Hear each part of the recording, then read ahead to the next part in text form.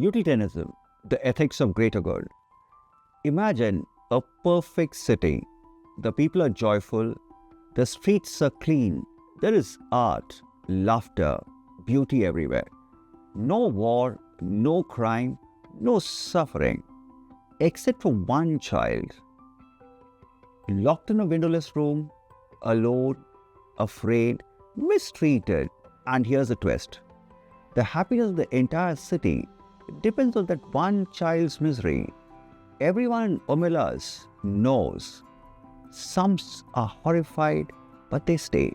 Others walk away. This thought experiment isn't from philosophy class. It's a short story by Ursula Le Guin. And it asks a brutal question. Is it right to accept one person's suffering for the happiness of many? And this question lives at the heart of a very powerful and controversial moral theory, utilitarianism. And today's session, we'll explore utilitarianism, where it came from, how it works, where it excels, where it shakes our sense of justice. By the end, you will not only understand why this theory still shapes how we think about war, healthcare, politics, business, among others, but also its weaknesses. So let's get into it.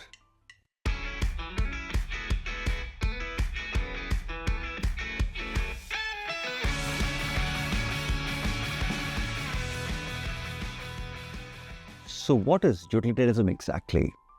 At its foundation, utilitarianism is a consequentialist moral theory. I repeat, consequentialist moral theory.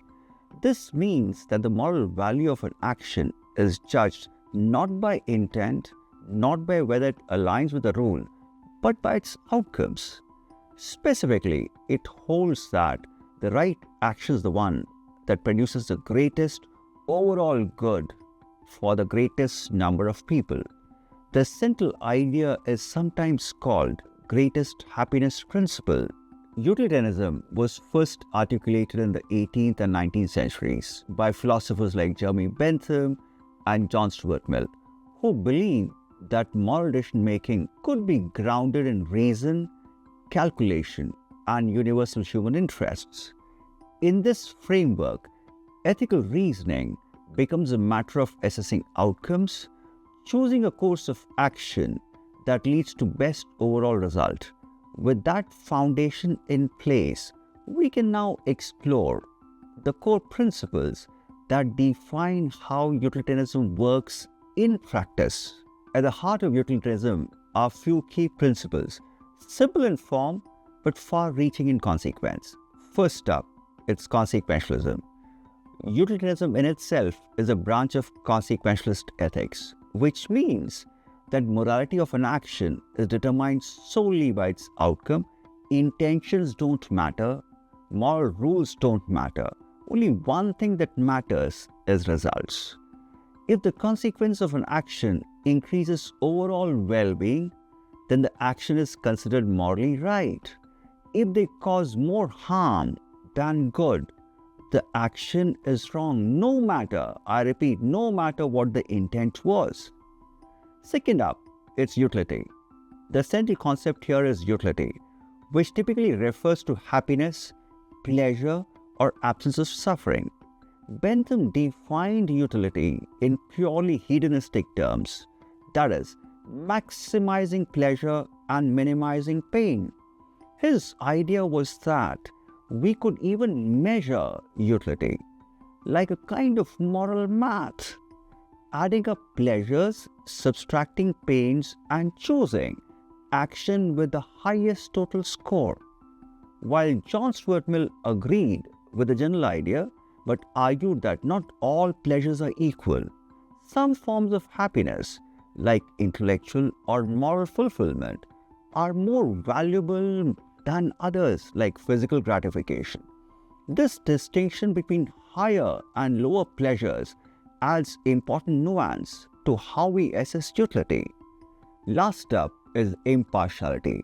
Utilitarianism is radically egalitarian. It treats every person's well-being as equally important. Your happiness doesn't count more than the stranger's, and neither does theirs over yours. From a moral perspective, no one gets a special treatment. This is what gives utilitarianism both its moral clarity and moral tension. Because in practice, impartiality means that the interests of the few can be outweighed by the interests of the many. That's the trade-off at the core of the theory. And this is what makes utilitarianism powerful and at times so controversial. Speaking of controversies, let's understand the disagreement between Bentham and Mill. Jeremy Bentham, writing in late 1700s, believed that morality could be made scientific. For him, ethics wasn't about intuition or tradition. It was all about one word, that is calculation.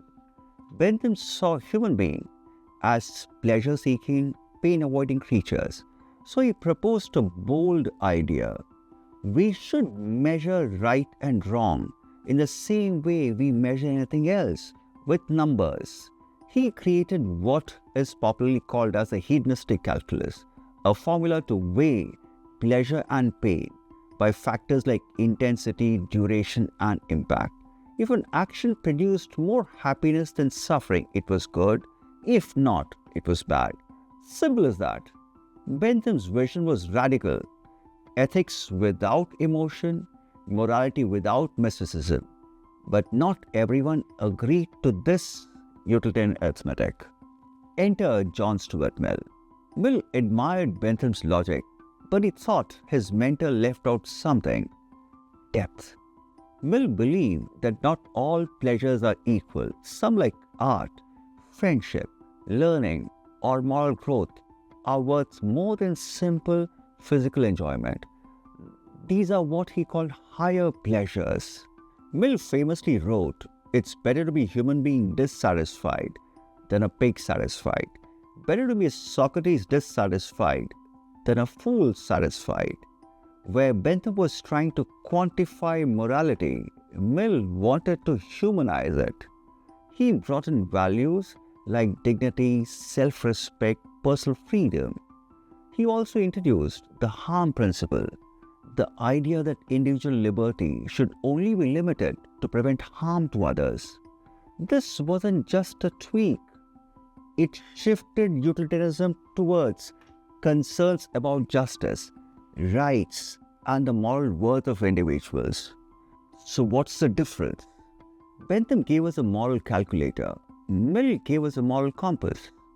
Both believed in maximizing happiness, but they disagreed on what kind of happiness really matters. And the disagreement still shapes how we apply utilitarian thinking today, especially when we try to turn theory into practice. As utilitarianism developed, philosophers began to ask a key question: should we evaluate each individual action on its own, or should we follow general rules that tend to maximize happiness over time? That question split utilitarianism into two branches: act utilitarianism and rule utilitarianism. Let's start with act utilitarianism. This version sticks closely to the original idea. An action is right if in that specific situation it produces the best possible outcome. Lying might be wrong in general, but if telling a lie in this moment saves someone's life, an act utilitarian would say, do it. No fixed rules, just one test. Does this action right now maximize happiness? But critics worried that this approach was too unstable, that it could justify almost anything as long as the result seemed good. That's where rule utilitarianism comes in. Rule utilitarians argue that instead of judging each action in isolation, we should try follow rules that, when followed consistently, leads to the greatest good overall. For example, maybe lying helps in one case, but a society where lying becomes normal, that leads to distrust, fear, and worse outcomes in the long run. So a rule utilitarian would say, stick to the rule, don't lie. because over time it produces better consequences. In short, active utilitarianism looks at the moment, while rule utilitarianism looks at the pattern. One is flexible, the other is more stable. Both aim for the same goal, maximizing overall well-being. So why has utilitarianism endured over 2 centuries? One reason is its clarity. Unlike moral systems that rely on tradition, intuition, or religious authority, utilitarianism offers a simple guiding principle: do what creates the most good for most people.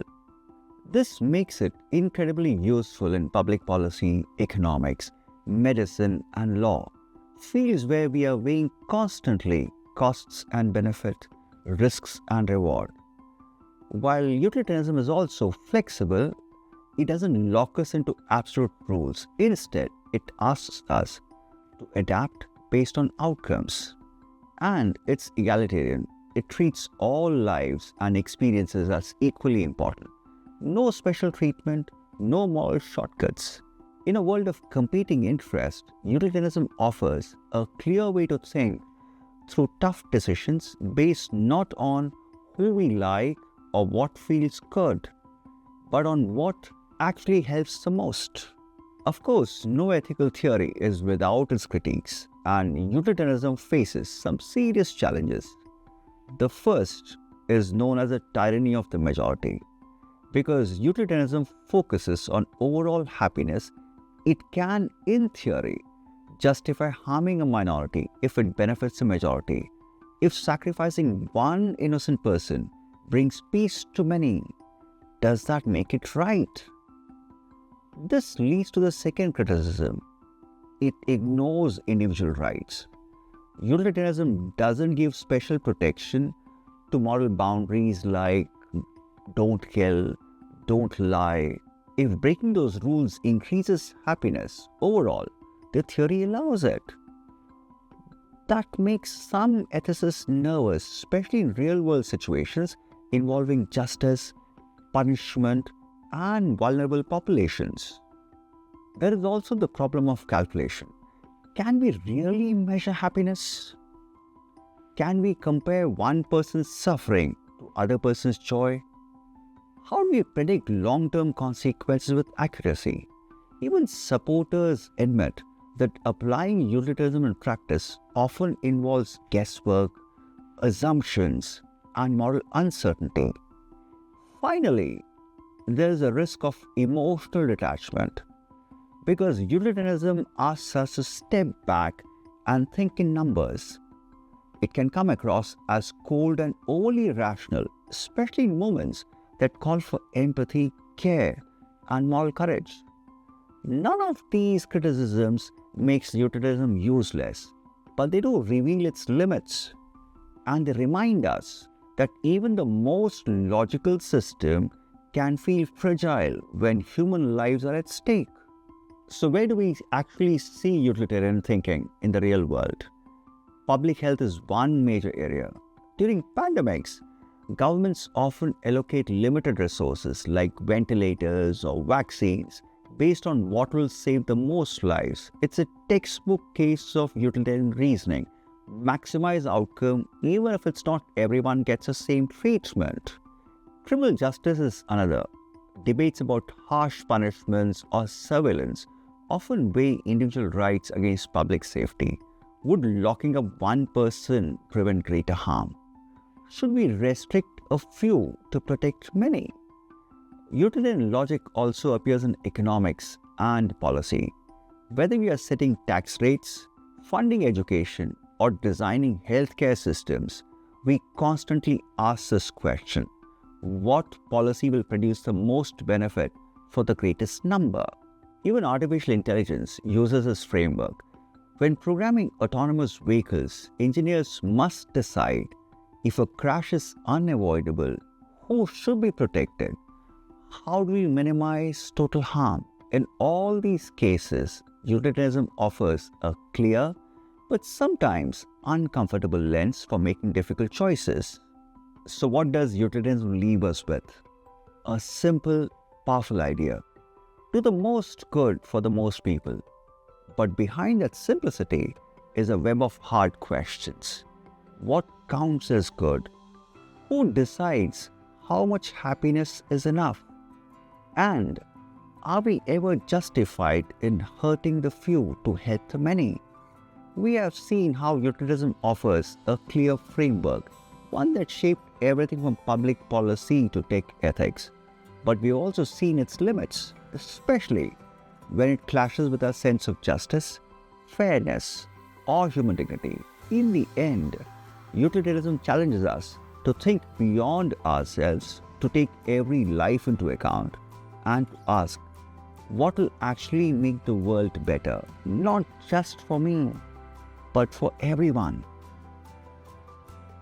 So long, happy learning.